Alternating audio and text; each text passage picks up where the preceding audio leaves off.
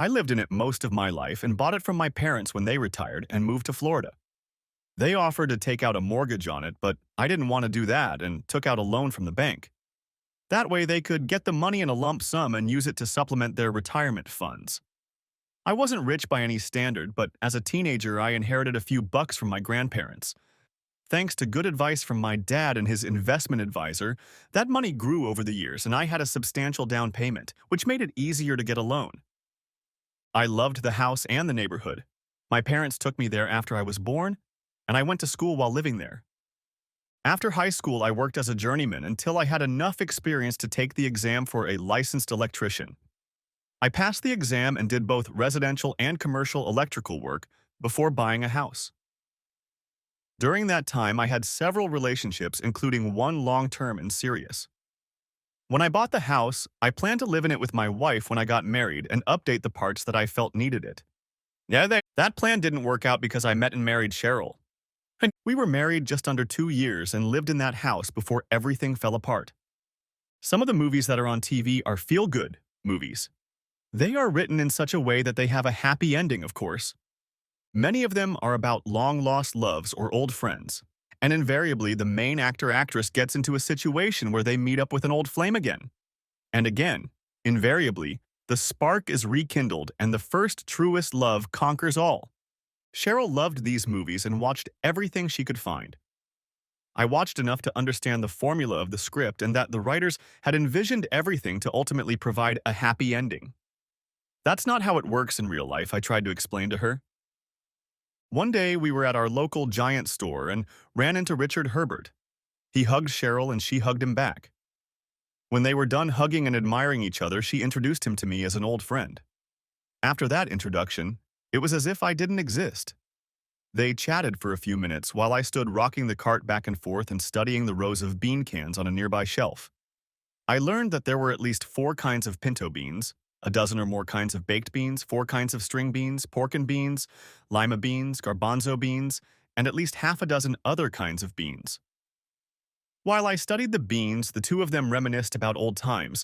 When my patience had worn thin a bit, I reminded her that it was time for us to leave. When I did, they noisily exchanged phone numbers and promised to chat soon. I assumed that their encounter at the store was pretty much the last time we'd see Richard Herbert. How wrong I was. 4 months later, I found myself in divorce court. Irreconcilable differences was the reason she wanted it. In those 4 months, I never once saw her and Herbert together.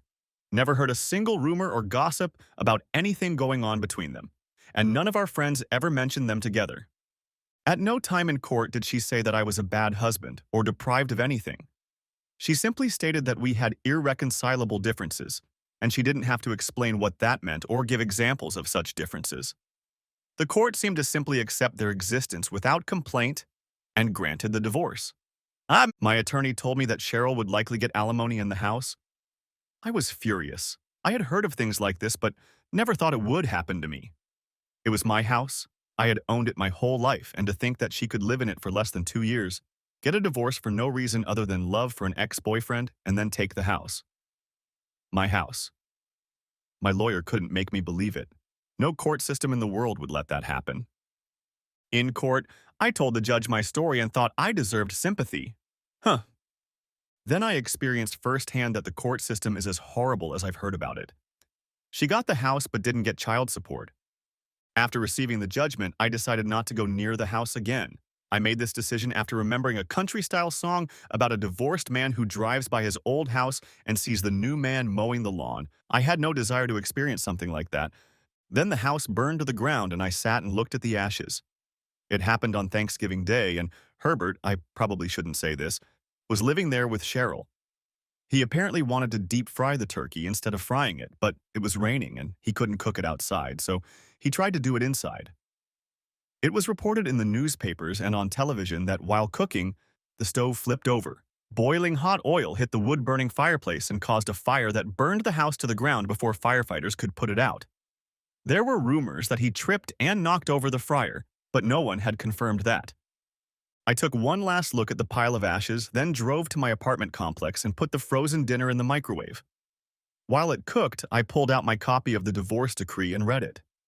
Again, It was like doing the same thing over and over again, expecting a different result. No matter how many times I reread it, the result was always the same. But that time I read it, I saw something and started to smirk. Then I reread it again. After the second reading, the smirk turned into a smile. 10 times I reread the damn document and always got discouraged, but this time was different. Over the next few minutes, my smile grew wider and wider as the plan was hatched. Maybe the outcome of the case could be changed after all. The judgment didn't say anything about alimony, child support, or other monetary amounts I would have to pay, but it did say that Cheryl would reside in the house at the address, and it listed the address where it was located, and that I was obligated to continue to make mortgage and insurance payments on the house. It didn't say for how long, and it didn't say what would happen to the house after the mortgage was no longer in effect, or what would happen in the unlikely event that the house ceased to exist. After all, who even thinks about such nonsense? I assumed it was about me continuing to pay the mortgage and insurance, and the house becoming her property once the mortgage was paid in full. But there was no specific mention of that. It seems as if the ordinance was written in a hurry, and it was assumed that everyone knew what it wanted to say and followed that intent unquestioningly. I'm not a lawyer and have never played one on TV or anywhere else, so I can't interpret the law, but I can read and generally understand what I read. Also, I've known all my life that the law has both letter and intent, and I was going to try to use the letter even though the intent may be completely different. The ordinance required me to insure the house, which I did, so I filed an application with the insurance company and told them I needed the application processed quickly. They asked if I was going to remodel the house. I replied that no, that I was moving. Since I was the owner by deed and there was no evidence of fraud, I received a check a week later. The check contained what was left after paying off the bank, and that was enough to make me smile. So, my mortgage was paid off, I had a substantial amount of cash, and I was the owner of an ash pile located on a little over a quarter-acre lot. I walked over to a rented truck and filled it with my stuff. I also rented a car hauler, hitched it to the truck, and loaded my pickup truck filled with tools for the job. I received several calls and text messages from Cheryl, but they were all ignored. I had always wanted to visit the Northwest, so that's where I headed.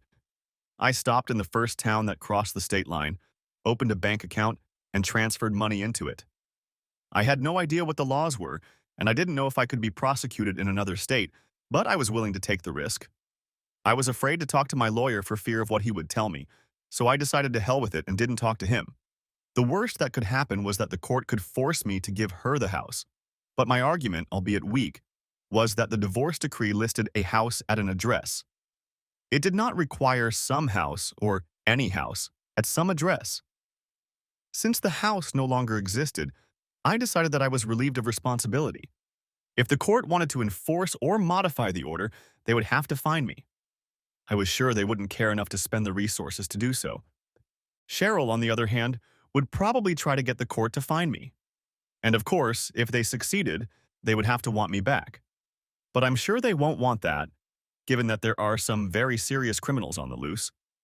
It's not that I'm a deadbeat dad, because if I were a father, I would never leave my children with nothing. At least I don't consider myself that pathetic of a person. I have done nothing wrong. I was a good and faithful husband whose wife met an old buddy, fell in love with him again, and divorced me because of it. Along the way, the court took the only valuable thing I had and gave it to my undeserving ex-wife, who then moved her lover in with her, leaving me with a mortgage on a house I would never live in or own. What a shitty deal that was for me. I decided to spend the first night in a motel and get up early in the morning. In the evening, the motel had a manager's reception where they served free beer, wine, and appetizers for an hour and a half.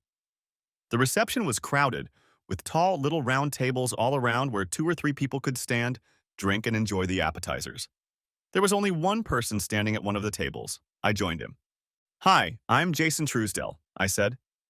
"Tim Ryan. How many hotels have free food and drinks?" He laughed. "About half of the ones I usually stay at have it." "And how many do you stay at?" He laughed again. "I spend half my life in them." "That sucks." "Only if you allow yourself to. If you like to travel and have fun, it's perfect. I take it you don't like it." "Don't like what? Don't like traveling? Or having fun?" I'm sure I know the answer about sex, he said, smiling. But I was talking about the hotel. This is my first one in months. Maybe you need to go out more often. Does your wife keep you on a short leash? No wife, no leash. What brings you to the motel tonight? I spent the next few minutes telling a complete stranger about my life and how I ended up next to him over beer and chicken wings. So you're basically on the run and in hiding. I guess so. What happens if you get caught? I don't know. I don't even know what I'm supposed to do now. Where are you headed? To Seattle, I guess. I've always wanted to go there. What are you going to do when you get there? I'm an electrician, so I can get a job. Are you in a hurry to get there? I'm more in a hurry to get away from my ex, her lawyer, and possible court problems. He smiled. Grab your beer and come with me. He led me to the parking lot at the back of the building. There was a bus parked in the farthest corner. It wasn't just any bus, it was a multicolored shiny Hulk. He unlocked the door and led me inside. Wow, I exclaimed, looking around. This is fantastic. It was pure luxury, as beautiful as any picture of a house I'd ever seen. It's not so bad, is it? He asked. Is it yours? Hell no. That shit cost almost $250,000. I could never afford something like that. I'm just delivering it. To who? Or where? From the factory to the dealership. The very expensive cars are delivered directly to the customer at the factory, and the cheaper ones, like this one, go to the dealerships and go into inventory. So that's your job, to ship them out? Absolutely. But it's not just these big, fancy diesel dudes. I also deliver small cars, anything too big to fit in a truck. I pick them up at the factory, drive them to the dealership where they're sold, drop them off, get on a plane, fly back to the factory, and do it all over again. Do you ever get tired of traveling? Not yet, no. I've been doing it for 2 years now, and in all that time I haven't paid a month's rent or made a single mortgage payment. Plus, you have no idea how many women see these things parked in parking lots and want to look inside. At that moment, the doorbell rang. It was the damn doorbell. Tim opened the door and there stood 2 women. Hi, one of them said. We saw you getting into that thing and wondered if we could take a look inside. Tim looked at me and smiled. Sure, come on in. The ringing of the doorbell led to a night of unbridled debauchery. The 4 of us frolicked and played on the bus until the early hours of the morning. When they left, Tim and I started talking. He asked me if I wanted to do the same job. If so, he would call his boss and see what could be done. It only took me 2 seconds to tell him to call.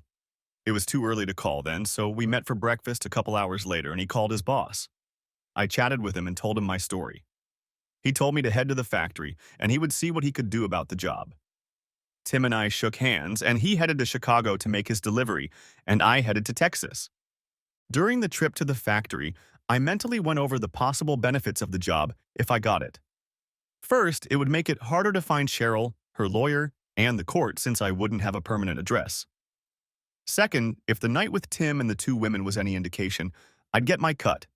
And third, I'd save on my paycheck because the company would pay all my expenses except for my car payment and insurance. I then made a list of disadvantages. The list turned out to be short. The only thing on it was the delay in getting to Seattle, but that didn't matter much when you took everything else into account. I traveled to a factory in Texas, filled out an application, and interviewed with 4 people in various positions within the company. I even went to the local police station to be fingerprinted for a criminal investigation. I hoped that neither Cheryl nor the court had any case against me yet. The next day, I spent several hours with the company's director of security. He took a copy of my driver's license and sent it to a company that was checking the employment history of drivers for some of the bus and truck companies in the country. They were trying to make sure that the people driving their buses around the country were safe, honest, and reliable. I was reliable and safe, but after what I did to get out of town, I couldn't be called honest. To my credit, I made no secret of how I ended up in their factory looking for work. Everyone I talked to sympathized with me. The safety director and I inspected one of the buses from front to back, side to side, and top to bottom. Then I learned that they were coaches, not buses, and he and I walked through one of them with the utmost caution. 45 feet long, 8.5 feet wide, and weighing over 30,000 pounds, they were impressive. He then told me to get in the driver's seat and take a ride with him. We started in a large parking lot, then moved on to state highways, county roads, and finally city streets. The largest vehicle I had driven before was a 26-foot rental truck. Some people are born to be teachers, doctors, lawyers, even Indian chiefs. What about me? I was born to drive inner-city buses. I had a ball. Until then, I had no idea how big the recreational vehicle industry was. My company, I called it that even though I hadn't been hired yet, shipped at least 10 buses and all-terrain vehicles a week to dealerships across the country. The average retail cost of their small boats was such that they were affordable for many people. But the retail value of the coaches ranged from $150,000 to over $2 million. All the expensive boats were delivered to customers at the factory. Expensive meant $1 million and up. All others were shipped to dealerships. At the end of the 3-day process, I was told that I was only hired after I passed a criminal background check. I was also informed that from that day forward, they would pay for my motel expenses. The results of the criminal background check came back clean, and I was hired. I spent the next week at the factory watching the assembly of the buses and learning all of their systems. I also had to pass the written and driving exams for my commercial driver's license, CDL. In the evenings, I would study for the written tests, and during the day, I would study what I needed to take the pre-trip inspection and driving test. I was assisted in this by a member of the safety department. I passed all the tests and got my CDL. To work there, I had to know every inch of the basic models and have a working knowledge of the more advanced models and systems. I learned that they could almost drive the car themselves. In fact, the research was going in that direction. The owners of the company thought that if cars could do it, why couldn't motorized buses do it too? Tim Ryan tapped me on the shoulder one morning. He had just flown in and was going to be traveling to Florida the next day with another bus. "So what do you think?" he asked. "I don't understand why they have to find people for this job. You'd think they'd be standing in line for it. It seems perfect." He grinned. "For some of us it is, but most of us find it boring and repetitive after a while. They get tired of traveling, motels, and not having time at home. Even most truck drivers who've tried it don't like it. But for you, heck, it should be perfect. It'll be like the Foreign Legion, a lost man who wants to stay lost and forget his past. People may look for you, but if you don't want to be found, you won't be found. The only paper trail for you will be your paycheck. And since it will be by direct deposit, even that will not be available to the public or those looking for you. You will use the company credit cards to pay for motels, fuel, and food on the road and while you are here. If you only use cash for daily personal expenses, you won't have any paper trail. If you need to pay any bills, you can even do it through your bank. It's a perfect option." I've thought about all of this before and have come to the same conclusion he did. As long as I don't do stupid things like traffic accidents or use my own credit cards for everyday expenses, I'll be invisible. Invisible until I have to renew my driver's license. And since I just got a new one in Texas, I'll have enough to last me a few years. And even if I'm tracked in Texas, I won't have a permanent address because the residence listed on my license is a motel. On the other hand, my employer could be traced through my taxes and social security number, but I still couldn't imagine any divorce court in the country going to these shenanigans over a missing ex-husband and a house, but who the hell knows? Of course, Cheryl might try to insist on it. At any rate, I felt pretty confident. Before I left my hometown, I even got a cell phone. I transferred the contact information I wanted to keep to it and turned off my old phone, leaving it on. I realized that I could be tracked if my old phone was on. I kept it charged and paid the minimum monthly bill, but never turned it on, and only select people like my parents knew I had another phone. Excessive, perhaps, but it made me feel more secure. 2 days after Tim left, I was informed that I was cleared for work and would be going on my first trip in the next couple days. I spent that time practicing driving around the city in buses waiting to be delivered. My first bus was one of the cheapest, but still cost more than many homes. The manufacturer's suggested retail price, MSRP, was $196,572 plus shipping and taxes. I found a place to store my stuff and turned in the rental truck. My pickup truck will be parked in a covered employee parking lot, so that was already taken care of. Sitting in the open Texas sun for weeks on end isn't too good for a car. I packed a small travel bag, got behind the wheel of the bus, and hit the road. The dealership where I was to deliver the car was in Philadelphia, Pennsylvania. According to company regulations, I could drive no more than 500 miles a day. That left a lot of time in motels. I realized that this kind of work would not appeal to many people. At 500 miles a day, the trip to Philadelphia would take 3 days. On the second day of the trip, I drove through my hometown, but it was an interstate highway, so I wasn't worried. I broke the mileage rules that day because I wanted to get out of my home state just in case. I got to Philadelphia, signed and checked in on the bus, and one of their employees drove me to the airport. I wasn't able to fly out until the next day, so I spent almost 15 hours in a hotel. No woman wanted to see the inside of the bus on that first trip, or the second, or the third. That all changed on the fourth. I was headed to Seattle on a $300,000 bus. It was just over 2,200 miles. The trip was scheduled to take 5 days, but my boss said I could make it 4 if I wanted. I stopped for the night in Salt Lake City. The motel had a reception for the managers with beer, wine, and hors d'oeuvres. It was summer, and the reception was held outside by the pool.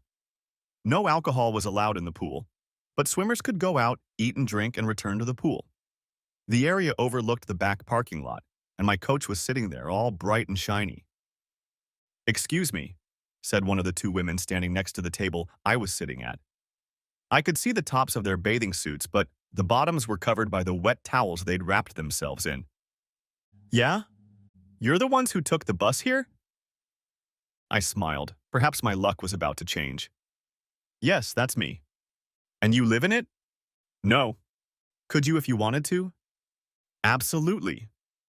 "Then why don't you live in it? Why do you spend money on a motel if you have one?" "It's not mine. I'm just delivering it." "Huh? To who or what?" "Neither. This is the dealership where it's going to be sold." "You mean it's for sale?" "It will be." "Can we look inside?" I smiled. I thought you'd never ask. We headed toward the carriage, but they stopped to throw their wet towels into the basket provided for that purpose and take fresh, dry towels. They didn't wrap the new towels around their waists, but hung them around their necks.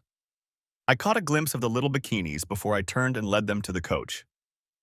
"My name is Lauren, by the way," said the one who had been doing all the talking so far. "And this is Katie." She pointed to her friend. "Hi, Lauren, Katie. I'm Jason." "Hi, Jason," they said in unison. I unlocked the door and indicated for them to come inside. "Holy shit, it's like a palace," Lauren said. "It's like a picture in a magazine," Katie said. "Who buys shit like that?" I chuckled.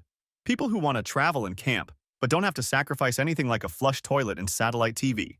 That's called glamping." "Flush toilets?" Lauren asked. "Really?" "Sure. Come here." We stood behind where the driver was sitting, and I led them into the bathroom. "Here it is." "Shit. Pardon the expression, but can I rinse it off?" "Sure, go AHE. OMFG, a shower? Is there a shower here?" she interrupted. "A freaking shower. Can I use it? Just for no reason. I took a shower on the bus, didn't I?" "Sure, but I'll have to run the generator and heat the water. That could take a few minutes." "That's okay. While you do that, we'll watch the bastard." I walked over to the control panel and pressed a button. There was no sound, but the generator below started up. I knew there wasn't much fresh water in the tank because the plant never filled it, but Lauren had enough water to take a shower, and I smiled at the thought. I spent the next few minutes showing them the rest of the bus. The two things that impressed them most were the washer and dryer, and the way the mattress in the bedroom hydraulically lifts up to reveal a secret storage compartment and built-in safe. We finished our drinks and Kathy wanted more, so she left and came back with a full bottle of wine. "The bartender likes me," she said and smiled. "How long does it take to heat the water?" Lauren asked. "It should be ready by now." "Okay." "Can I really do that?" "Go ahead, but the door separating the bathroom from the rest of the wagon isn't activated," I lied. "We'll be able to see you." "Who cares?" she said. After a while, Kathy, who had the remote, put it on the counter. "You must think we're crazy and acting like children." I laughed. "It's okay. Having these things on wheels is different than having them in the house. Just imagine taking a shower or cooking a meal while rushing down the highway at 70 miles an hour." Anyway, it's very nice of you to show us this bus. It's awesome. They left the bus at 3 in the morning. I spent the rest of the night on it and returned to the motel only to shower, pack, and eat breakfast. I was a few hours late that day to start my 500-mile journey. And it went on like that for over a year. I delivered coaches and had fun on about every fourth delivery. That never happened when I had a truck. Only with coaches. 6 of my deliveries during that time came to Florida, which was the biggest market for coaches like ours. On each trip, I made arrangements to meet my parents, and each time they reminded me that either Cheryl or her attorney had repeatedly asked them where I was and how to contact me. The last 3 times it was Cheryl who contacted them. She told them that she was alone, without money, and desperate. She told this to my father, who without much sympathy told her, "I'm sorry," and never once asked how or why she was in that situation. I decided that if I ever heard anything official, it wouldn't be until May or June after the declaration was filed. If the courts wanted to find me, they would track me down through my social security number and through the IRS. I heard nothing and felt relatively safe. Since I started working, I had spent almost no money of my own because the company took care of almost all of my expenses. Consequently, I had more than a year's salary stashed away in addition to what I had before I started working. I realized that I couldn't work as a coach forever, so I started planning the next phase of my life. Another year of this kind of work, and I would almost, be able to buy a house. Unless, of course, I moved to San Francisco, New York, or some other ridiculously expensive city. I knew Seattle was expensive, but the Pacific Northwest was still calling to me. I'd been there a few times before, and I really liked the place. The vast majority of the cars we had built were family or owner cars. This means that the owner usually drove the bus, and it was used primarily as a family recreational vehicle. These buses usually accommodated 2 to 6 people, and the driver's seat was not isolated from the rest of the bus. We also built buses with a separate area for the driver. It was not very large, but it partially isolated the driver. These buses were usually built for bands and singers. Some were just for the star and his family or close friends, and some were for groups. The latter could sleep up to 12 people in bunk beds and still have a bathroom, kitchen, plenty of room to eat, frolic, write songs, play games, etc. These groups traveled the country and literally lived in the carriages for months at a time. The star carriages usually cost at least $1 million, and the star, with few exceptions, would come to the factory to take the order. I had just returned from a trip to Oregon and was supposed to take a couple of days off. I was in a motel when my boss called. "Jason, I have a deal for you."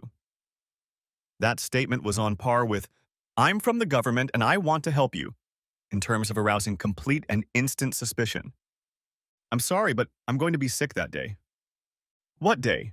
What the hell are you talking about?" "Every time you say you have a case for me, I find myself without a day off because the coach has to be delivered yesterday." That may have been true in the past, but trust me, you're going to love this deal. It was another one of those comments that means trouble. Trust me. "Tom, I'm tired. I need a couple of days off and I haven't had a vacation since I've been here." "What do you mean you haven't had a vacation? You travel all the time and you've been to most of the 48 contiguous states. What more do you need?"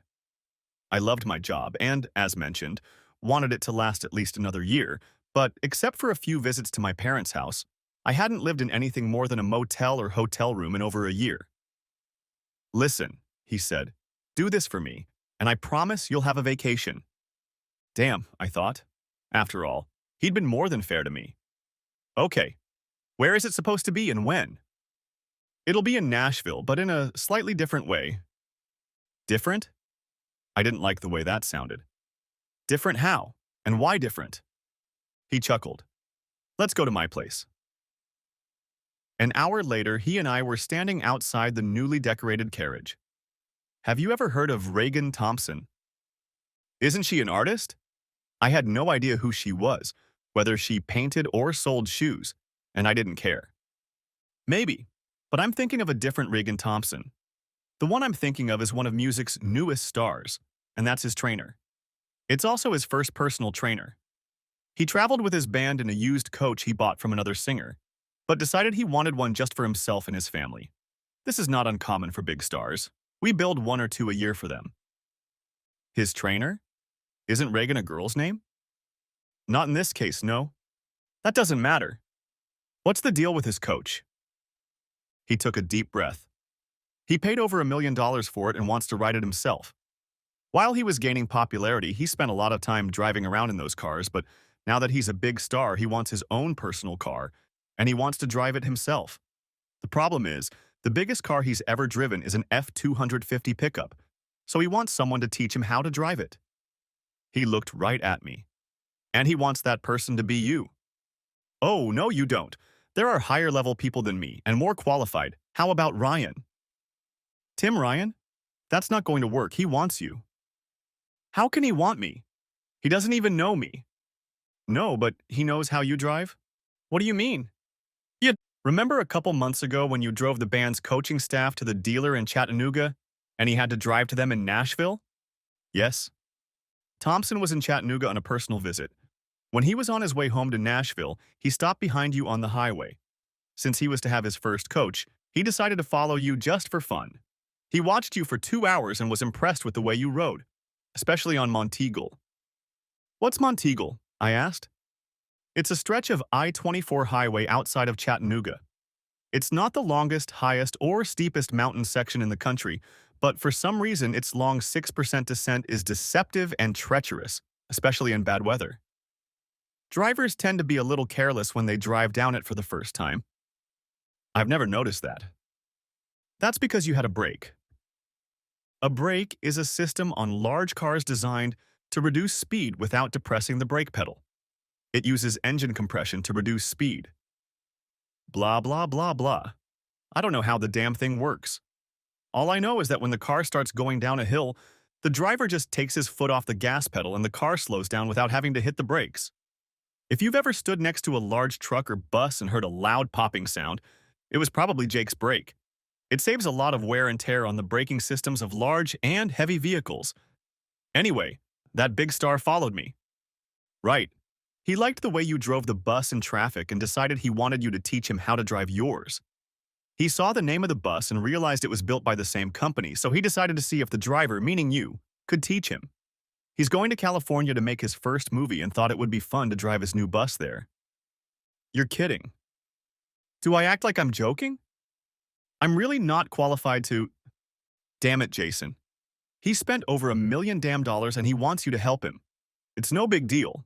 All you have to do is take a bus to Nashville, pick him and his family up, drive them to California, and teach him how to drive on the way. He hurriedly said the last part of his statement and turned away from me. I looked up at him. Excuse me, what did you just say? He turned to me again. You heard me. He wants you to bring the coach to Nashville. That part I understood. But the next part I don't like. Take him to California. Are you serious? Is he serious? See, he's serious enough to pay you $5,000 for a week's work, plus a first-class flight here when you deliver them. That was a pretty impressive figure, and it caught my attention. Okay, suppose I do that. How many of his family will go, and how many people will sleep in this thing? Him, his wife, his 2 children, and his sister. The carriage will fit 6 people, but you won't be sleeping in the carriage. You'll be sleeping in motels. If everything goes right, it will take about 3 or 4 days. His people will make arrangements for motels every day, depending on how far you get. He paused and looked at me. Come on, Jason. What do you have to lose? You get a lot of money to spend time with a famous star. That's not so bad, is it? He was right, of course. When do I get to leave? As soon as you can get ready. He can't wait to get to work. Okay, I'll leave in the morning. Good. Let's go to the office and Kat will give you his personal phone number and address. He wants you to call him when you're a couple hours away from his house. I spent the rest of the day familiarizing myself with everything on this $1 million bus. I'd never towed a car, but I was worried that Reagan Thompson might want to do it, so I asked Kat to call him and see if he wanted us to do it. Mr. Thompson, it's Kat again. Jason is here and he has a question for you. There was a pause. Good. Here it is. She handed the phone to me. It's Jason. Jason, it's nice to talk to you. I'm Reagan. What's your question? Were you planning on having a car in tow for our little trip? No, the studio will provide us with a car, so I don't need my own. Good, that makes it a little easier. When you practice driving the bus, we won't have to unhook and hook up the car. He grinned. I had the same thought. How long do you think it will take? Depends on you, I suppose, and how much time you want to spend driving through small back roads and going through towns. Why would we do that? I thought we'd get on the I-40 freeway and haul ass. Anyone can get on the freeway and haul ass, but small roads and towns are where you learn to drive. You're right, and I know it. I want to do it right if I'm going to take this on. When will you be here? I'm leaving in the morning and it's about 600 miles, so let's go the day after tomorrow. I can be there anytime you want. Okay, make it 9 in the morning. You show me the carriage and we'll pack it up. We'll leave the next morning. Sounds good to me. I'll see you then. Arriving in Nashville, I checked into a motel for the night. At 9 in the morning, the gate opened and I pulled into the long, wide driveway. Next to the 5-car garage was a new, much larger garage that I realized had been built for a bus. I pulled up right in front of it. When I pulled up, his wife, mother, father, sister, 2 children, and about a dozen other people were there. When I slowed down, opened the door, and got out of the car, everyone climbed aboard and ran around the cabin opening drawers, checking the refrigerator, getting in the driver's seat, and so on and so forth. Reagan was the only one who introduced himself. I Googled him before I left, so I knew what he looked like, but I was still surprised to see him in real life. Hey, Jason, you didn't have any trouble finding me? He asked, shaking my hand. No problems at all.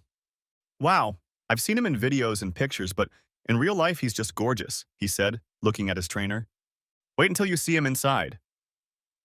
Inside, everyone started asking where he was, how he worked, and so on.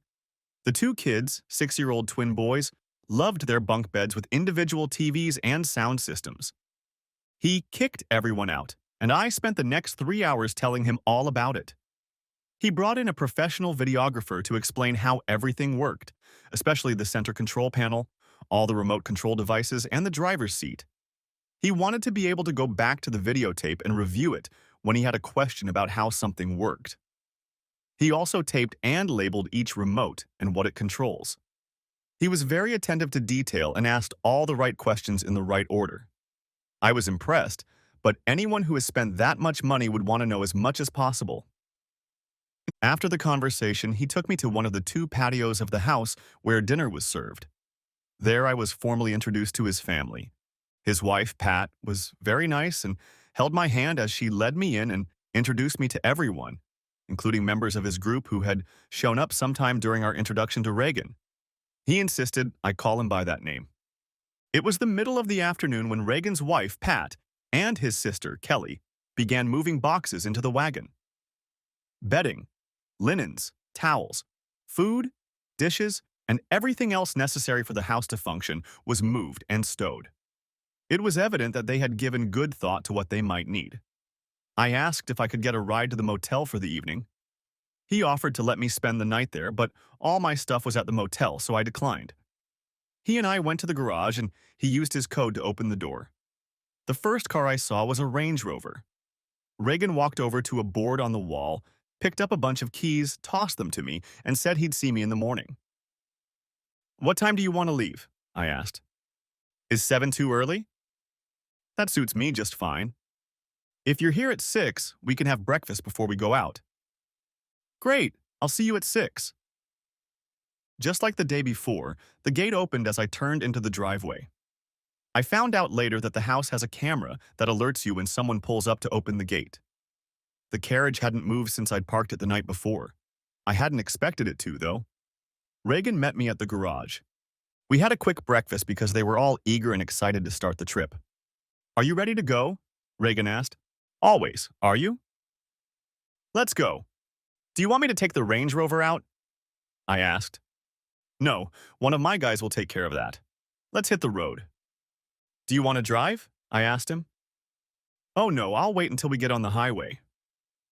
Pat sat in the passenger seat and Reagan sat on the stool next to me, and for 3 hours he didn't stop asking questions about why I did this and that. Okay, I think I'm ready, he announced. We pulled into a nearby parking lot where I shut the car off completely and then asked him to tell me the starting procedure while he did it. He turned out to be a good student. His first takeoff went smooth as silk. However, his first attempts at using the air brakes nearly sent us all into the windshield. Riding down the highway in a nice bus will get you some attention, but at 50 miles per hour, you'll get a lot more than you'd like when everyone else in traffic is going 80. The multiple honks let you know that the other drivers are frustrated. It took almost an hour before he accelerated to freeway speeds, and another hour before he started to relax. The first time he passed a semi-truck, his knuckles turned white and he was sweating, but he did it. He drove a lot that first day, even as we pulled off the highway to go to the motel. He asked me to pull into the parking lot and park the car. There was a restaurant next to the motel, and we all went there for dinner. I sat down next to Kelly, and for the first time we had a chance to chat. I learned that she was divorced and living with her brother. Their family was originally from Cleveland, and she herself graduated from Ohio State University with a degree in mass communications. When Ragan started to become a rising star, he and Pat moved to Nashville. He asked Kelly to move with them because he knew he could rely on her to take care of his schedule, press, and public relations. By the time we got to California, I was just a passenger and spent most of my time sitting on the couch with Kelly. The twins spent most of their time in their bunk beds and Pat in the passenger seat. The trip took 5 days because we spent time off-route and even spent 2 nights at RV parks so they could learn how to set up and use the bus as a camper. On one of those nights, Kelly and I slept in the chairs and talked most of the night.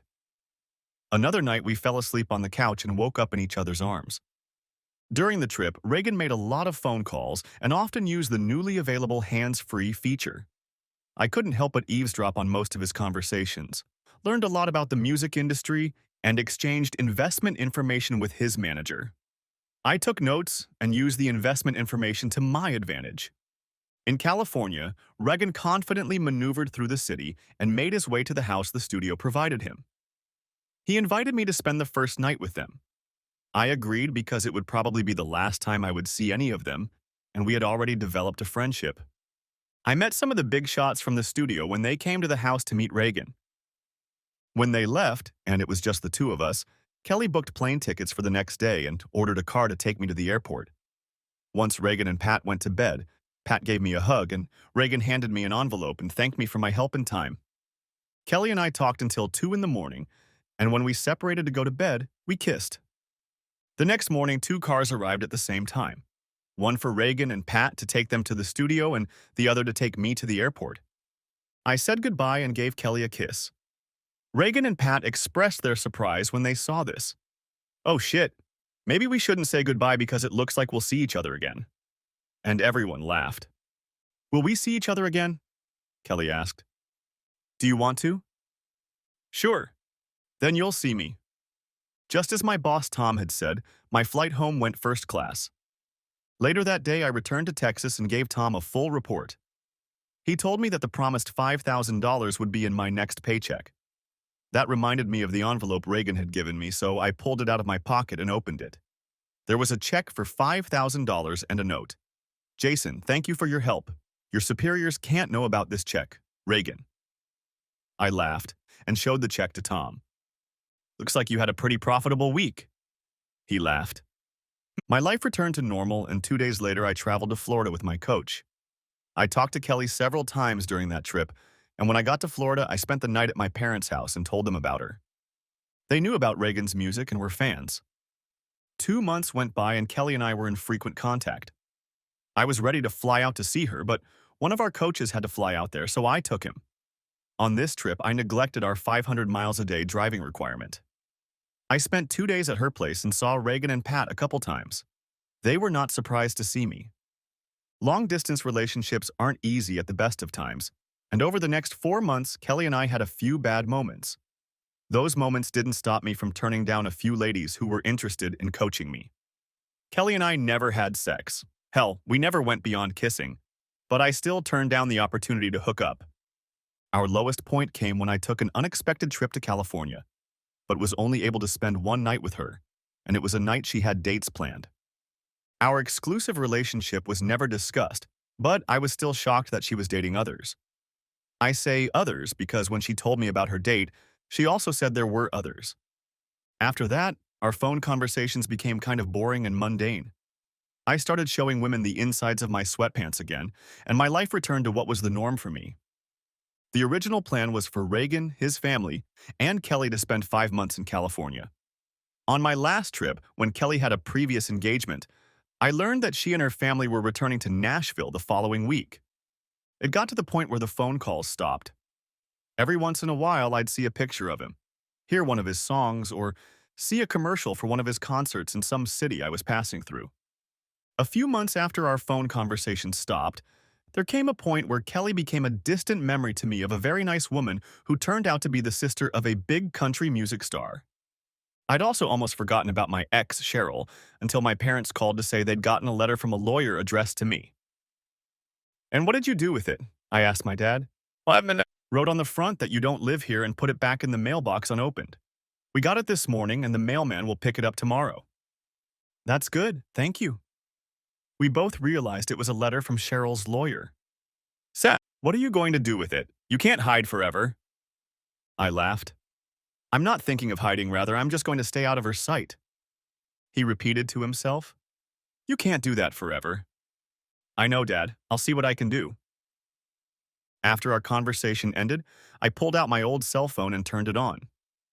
The battery was charged, but I didn't use it. I hadn't spoken to my attorney in almost 2 years, and he was surprised to hear from me. The first thing he told me was that I owed him money. "I thought I paid you before I left," I said. "You paid for the divorce, but not for the shenanigans you pulled." "What shenanigans?" He laughed. "You know what I'm talking about. Collected the insurance money on the house and left town." "Huh, that's a scam." "Yes, exactly. So before we go any further, you owe me." He spent a couple minutes checking his files, then named the amount. "Holy shit, why so much? You are the official owner of the lot the house stood on, and just because you paid off the mortgage and moved away doesn't mean you don't have any responsibilities left. You left a pile of ashes and debris on the lot, the city found it unsightly and demanded it be cleaned up. Besides, you still owed taxes. The city couldn't find you, but they found me, and I paid for the trash removal, cleaned up the lot, planted grass, paid for insurance in case someone got hurt playing on the lot, and paid the taxes. I also paid to have the grass cut. I figured you'd show up sooner or later, and if not, I'd figure out a way for me to get the allotment." "Okay, I'll pay, but I need some advice." "Good advice. Looks like you didn't get it when you really needed it." "Sorry, but I had a reason." "Yes, and I know what that reason was. I read the ordinance, and I'm no fool." "Then we both know I screwed up big time. She had no right to come into my house, and then she also had no right to put that asshole in my house. I thought I saw a way out, and I took it. Well, I want you to know that your little ploy worked. Her lawyer called me and was mad as hell. They've been trying to contact you for months to see when you'd build a new house or match her with another one. She, or rather they, moved into an apartment and kept looking for you. Your parents were no help at all when she asked them how to contact you. First, her lawyer talked to the judge who issued the warrant and demanded that you be found and arrested. He, the judge, came to me and asked me if I knew where you were. I told him I had no idea, and repeated attempts to contact you were unsuccessful as your phone was no longer working. I also told him that I assumed you had interpreted the ordinance as requiring you to provide only this particular house at this particular address, and when or if it ceased to exist, there would be no obligation on your part. He told me that while he agrees with that interpretation, we all know that was not his intent. The law gave him very little discretion, and he essentially had to make the decision as he did. His relatively new clerk messed up the wording, and he failed to proofread it sufficiently before signing and publishing it. I asked him what happens now. He replied that he could not go back and change the published ordinance. He then added that from time to time a miscarriage of justice is corrected by karma. Then he winked at me. It took me a couple of seconds to fully comprehend what he had just told me. So what does that mean? I'm free of any obligation to her? Apparently, yes. She went back to court to challenge the order, and the appeals court refused to hear the case, so it's a done deal from the court's perspective. And the property? Obviously, it's still there and you still own it, thanks to me. He gave me his bank details. I arranged a transfer of funds to reimburse him and told him I'd come home to have a look around. I then spoke to my boss and brought him up to speed. After the next delivery, I was able to take a vacation. This delivery took me to Nashville. I was just pulling up to the dealership with the next group bus. They were all coaches, but the ones built for groups were called group buses. When my phone rang, I looked to see who was calling. Hi, Kelly. Hey, Jason. You didn't just walk into the motorhome store for no reason, did you? As a matter of fact, I did. Why? I was just driving by and saw one stopped.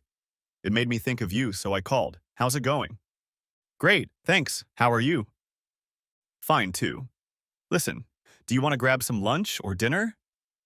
Sure, why not? It won't take long. Give me 30 minutes. I'll pick you up. It wasn't a long dinner, just time spent with a friend, and we parted with a hug. I wasn't flying out of Nashville until the next day, so I spent the entire evening trying to decide what I'd gotten out of my relationship with Kelly, what it had been. I decided it wasn't so much her relationship and mine as it was Reagan's and mine. He and I had been in contact for a few months when he had a question about his coach. It happened. What should I do? Or can I go to... It had many programs and features, and he was very conscientious about learning and maintaining his expensive toy. He held several trade shows in Florida and invited my parents to one of them. He met them and spent some time with them and his coach. They loved it. They also met Kelly, and the next time they talked to me, they said they liked her and wanted to know what happened between us. No spark, I replied. After that delivery, I went back to the factory, told my boss I needed a vacation, loaded up the car, and drove home. I didn't know what I was going to do or how long I would be here, so I rented a motel room for a week. They say you can never go home, but it felt good to be back. The first thing I went to do was to look at my lot. It was just a green lot with kids playing on it, but it was mine, and I fleetingly thought about what it would be like to live here again. I had always loved the neighborhood and the neighbors. I was watching the kids play when there was a knock on the window.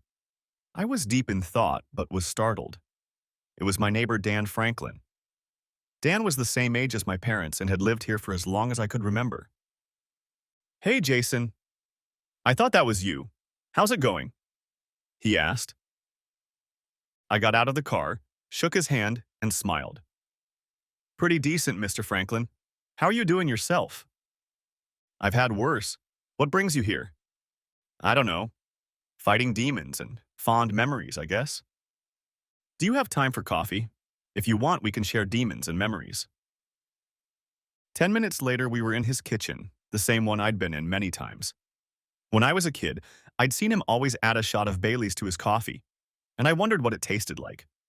Once I was old enough to try it, I never stopped again. The first topic of conversation was memories, but soon the demons came up. They started with his opinion of Cheryl and Richard Herbert. Apparently, he had moved into the house right after I left, and the neighborhood was never the same after that. He and Cheryl started fighting almost immediately, and it seemed to bother the whole neighborhood. While I lived here, Cheryl didn't dislike him, but apparently she changed when he moved in. She stopped talking to the neighbors and didn't participate in any neighborhood events or social hangouts. On the other hand, he was just making enemies and arguing with everyone he met.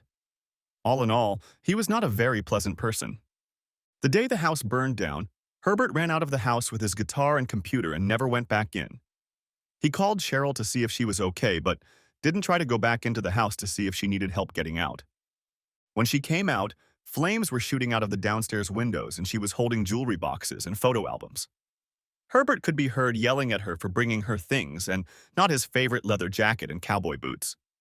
They argued some more while neighbors watched the house burn. Mr. Franklin said with a chuckle that he heard Cheryl call him a dumb shit for trying to take the roasting stove outside. Apparently, when the rain stopped, he tried to take the turkey roasting oven outside, but tripped and knocked it over. I remembered that there were rumors to that effect. By the time the fire department arrived, there wasn't much left of the house. Cheryl and Herbert stopped by the next day to see if there was anything left, but left without taking anything. Mr. Franklin saw Cheryl in town several times, but never Herbert. He asked me if I was going to stay in town and build a new house. I've thought about it, but I'm afraid that if I build a new house, she'll get it. Our divorce decree specifically refers to a house at this address. If I rebuild the house, she could get the decree and claim it. I'm not going to take that chance. That's too bad. But let me ask you, would you consider selling the land? My grandchildren and all the neighborhood kids love to play there. If you sell it to me, my wife and I will put play equipment there and make a park. An hour later, we had a deal. I liked this town, but I had no more reason to stay here. I went back to my motel and started packing, getting ready to leave in the morning. I called my boss and told him I would be back in 3 days and ready to go. We all have favorite places where we like to do things, eat, store, relax, etc. My favorite place in town was a small bar that served food you wouldn't normally associate with bars. Ossobuco, for example. Not that I was a big fan of ossobuco specifically, but I loved good food. One of my favorite dishes at this bar was a dish I had never seen on any other bar's menu, the chicken marbella. I had just ordered it and felt someone towering over me. I thought the server had come back for something. I looked up and there stood Cheryl. "You're an asshole," she said. "And you're a slut," I parried. "I hope you're not going to stand there while I eat because I certainly don't intend to invite you to sit down. It would ruin a perfectly good meal." "How could you do that, Jason? How could you just walk away and leave me homeless? What exactly do you think you did to me? I was kicked out of my house and left homeless because you and another asshole decided you were in love and ruined my life and stole my house. Stole it, Cheryl. Stole what I had no right to, for crying out loud. I know the court officially did it, but you started it yourself. It was mine too, Jason. It was never yours. It was my home for most of my life. You never lived there long enough to change the bedding. Then you met an old friend and convinced the court that we had irreconcilable differences. What exactly does that mean? You couldn't define it, much less name it. The court saw it differently. Only because of bullshit laws that were created to screw over husbands like me who never did anything wrong except marry cheating whores. It wasn't my fault. By law, she was mine, and I took her. Fine, she's yours. Enjoy what's left of her. Screw you. You've already done that, now go away. She sat down. No, actually, she sat down. You owe me, and I want it. I don't owe you a damn thing. I did what the divorce decree ordered. Nothing more than that, nothing less. If you don't like it, take it to court. Oh, right. You've already done that and lost. It's not my fault your everlasting love tripped over its own footprint and burned the house to the ground. Now just walk away. Not until I get what I deserve. I started laughing and pointed to the large window at the front of the bar.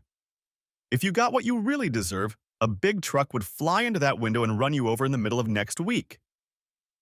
I almost said coach instead of truck, but I didn't want to ruin their image. She changed her tone. Jason, I don't have anything. Richard left me after the fire and I'm living with my parents. I need help. I don't care what you need. Get another job, go to school, find another forever love, but you won't get anything from me. I stood up. Now, thanks to you, I don't feel like eating. You've ruined my life again. Stay away from me, Cheryl. Life is too short to ruin it because of people like you. I walked over to the server and handed him enough money to cover the cost of my lunch. This should be enough to cover my bill. I don't have an appetite anymore. He laughed and pushed my hand away, ignoring the money. Keep it, he said. I have to pay you for the entertainment you just provided. I walked out to the applause of what I assumed were men who had been screwed by ex-wives in courts. I'm usually relatively calm and keep on an even rational keel.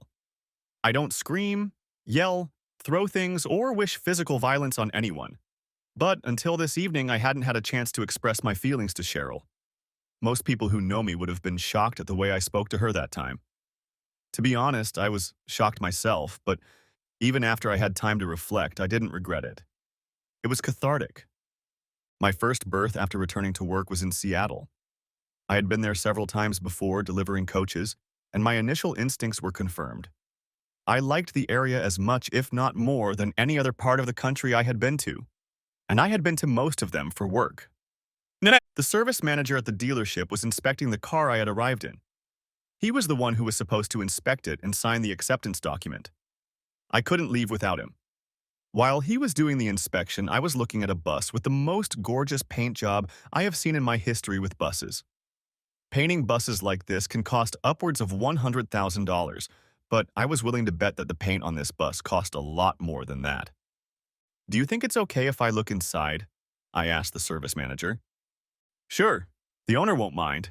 He's a nice old guy. Old? Did you just call me old? Said the gentleman, who laughed as he approached.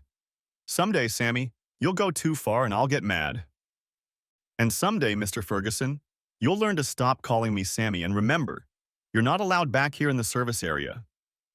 As soon as I can't come back here to see how you treat my overgrown SUV, I'm going to sell it to you and go live in a home for old people. And don't you dare tell me I'm old. Sammy. It was obvious that they were communicating as friends who were comfortable with each other. Mr. Ferguson walked over to me and held out his hand. Jacob Ferguson, but my friends call me Jake. And this gentleman, he said, pointing to Sammy, calls me Mr. Ferguson because he never learned to respect his elders. He smiled broadly as we shook hands.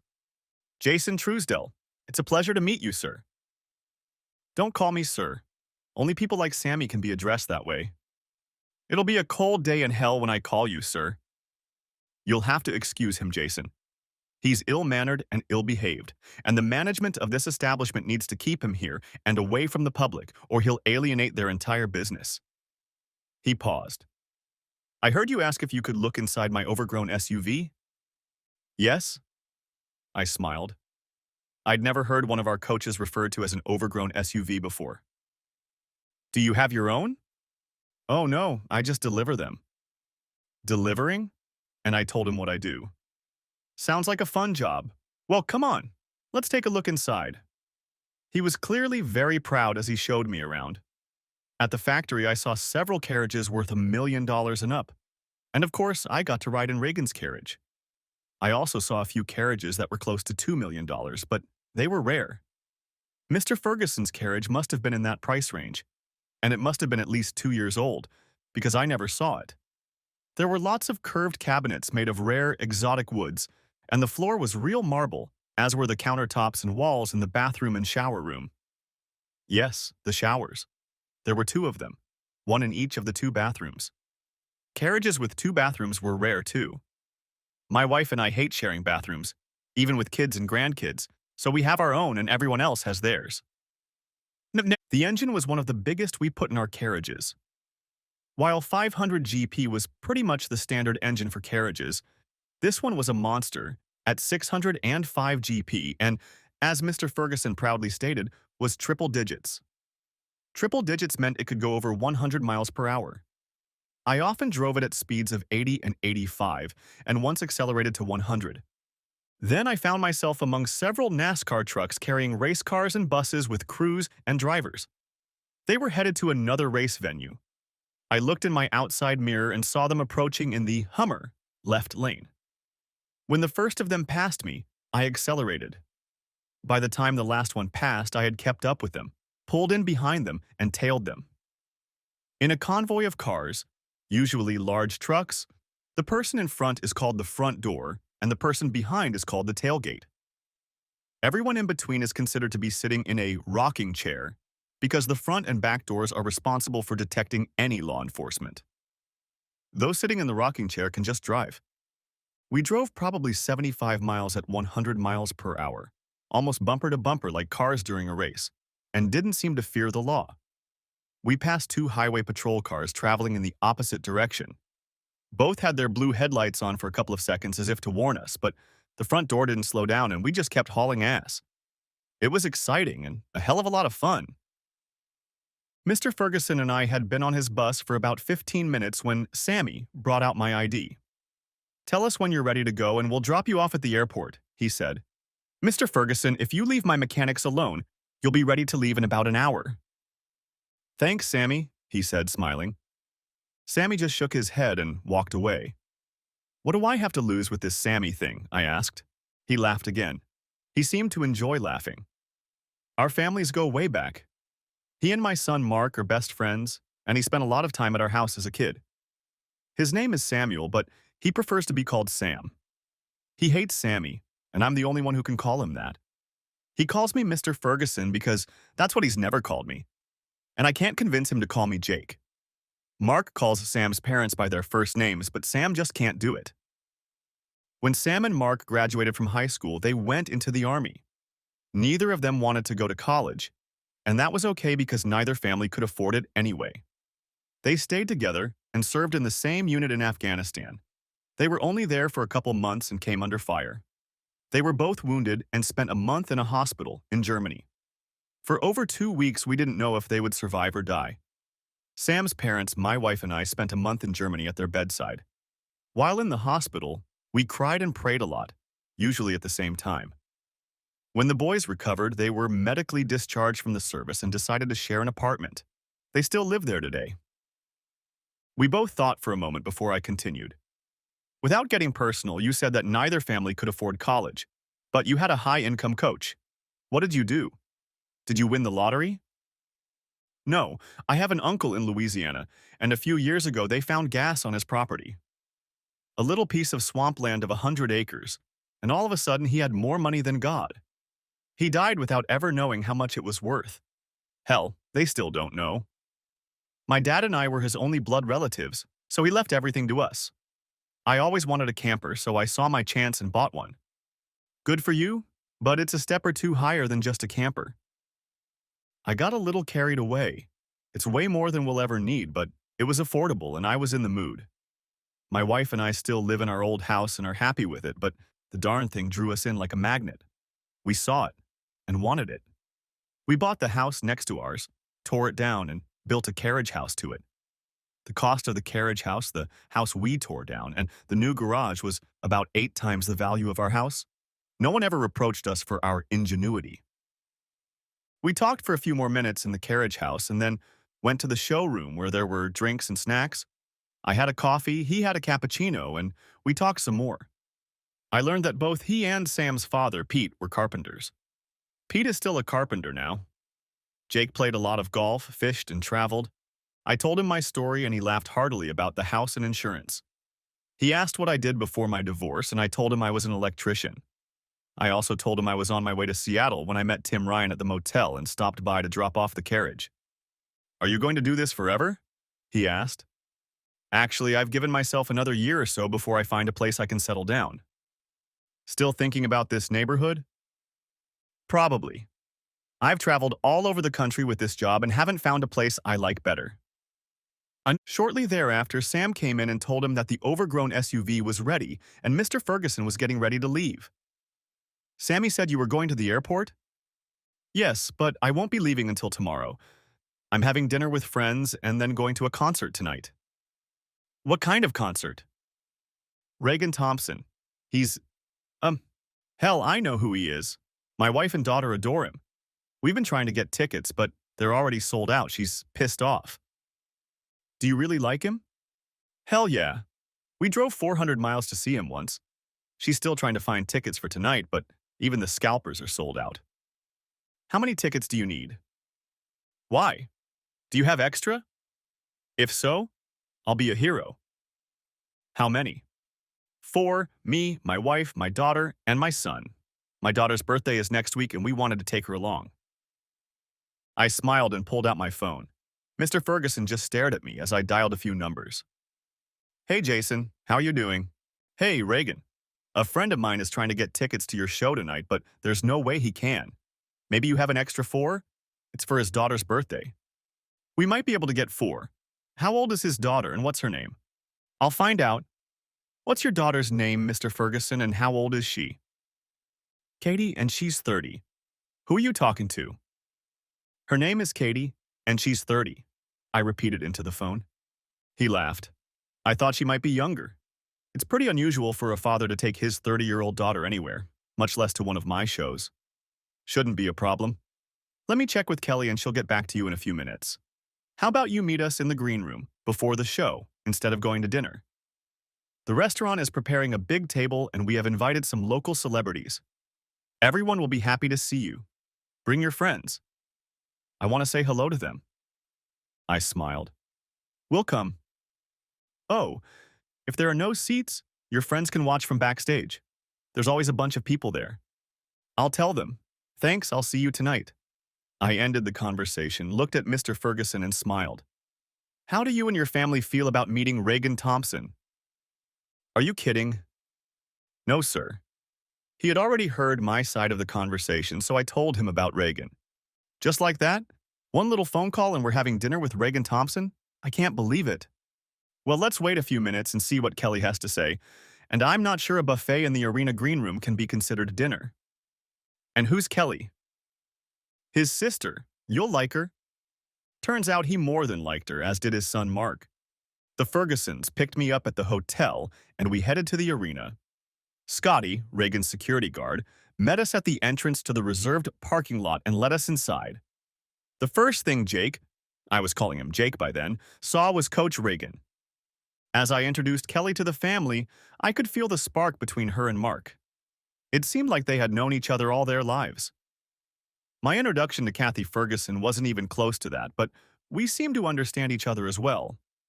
She worked as a police officer in their town east of Seattle, patrolling the city streets 8 hours a day. To say the evening went well is a vast understatement. After the show, we were all sitting in Reagan's station wagon, Mark and Kelly on the couch, Kathy and I at the dinner table, Jake in the driver's seat, and Reagan in the passenger seat.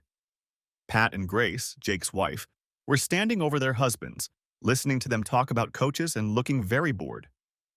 Reagan, Pat, and Kelly were supposed to leave the next morning, but decided to stop by Jake and Grace's house to see their coach before leaving town.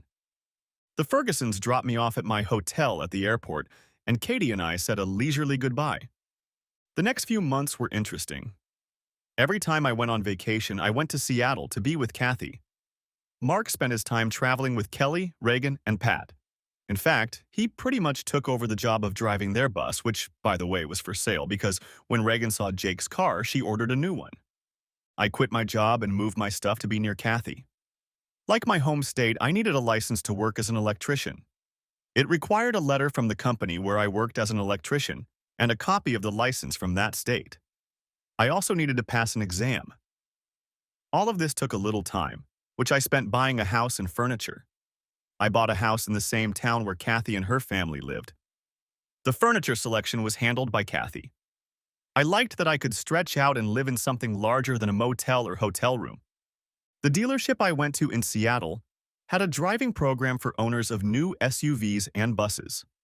They, and more specifically Sammy, the service manager, asked if I would be interested in teaching new owners how to drive until I got my electrician's license, and even after that if I could. I thought it was a good idea, started practicing, and enjoyed it. I studied the study guide for the electrician's exam and figured it was basically the same as the one I'd taken in my state and wasn't too worried about it, so I took my time.